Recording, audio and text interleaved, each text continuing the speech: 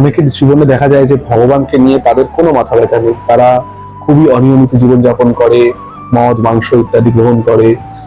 এছাড়াও মানে ঈশ্বরকে নিয়ে তাদের কোনো মাথা ব্যথা নেই, একদম বিশৃঙ্খল জীবনযাপন করে। কিন্তু তা সত্ত্বেও দেখা যায় তাদের খুব একটা কোনো রোগ ব্যাধি হয় না, জীবনে সেরকম একটা খুব কোনো অশান্তিও নেই।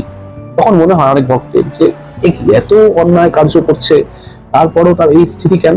তার কারণ হচ্ছে সে এখন তার প্রারব্ধ বলে, প্রারব্ধের যে পুণ্যের ভাগটা, সেই পুণ্যের ভাগটা ভোগ করছে। এই প্রারব্ধের পুণ্যের ভাগটা যখন শেষ হবে, তখন প্রারব্ধের মানে পূর্ব পাপ এবং বর্তমানে সে যা পাপ করছে, দুটো পাপে পাপে যখন মিলবে, তখন ব্লাস্ট হয়ে তার জীবন ধ্বংস হয়ে যাবে। আর ভক্তজনের ক্ষেত্রে কি হয়, ভগবান আগে তার প্রারব্ধের পাপ কর্মের হিসেবটা ক্ষয় করিয়ে দেয়।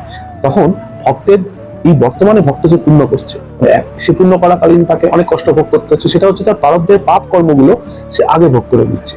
অনেকের মনে হতে পারে যে আমি তো এত সঠিক কর্ম করছি, তাও কেন আমার সাথে এরকম হচ্ছে, আমি ধর্মপথে চলছি, তাও কেন আমি এত সমস্যায় পড়ছি।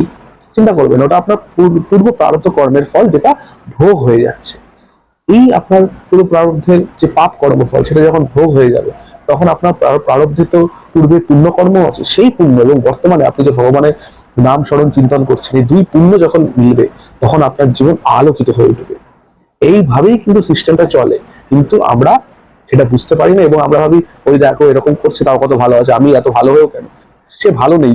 আগের পাপ আর বর্তমানের পাপ যখন মিলবে, পুরো ব্লাস্ট করবে, বিস্ফোরণ হবে। আর আপনার বর্তমান পুণ্য প্লাস আগের পুণ্য যখন মিলবে, তখন আপনি সূর্যের মতন আলোকিত হয়ে উঠবেন।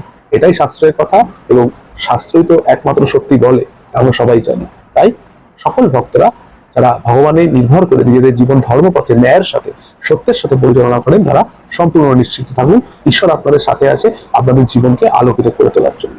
শ্রী রাধে।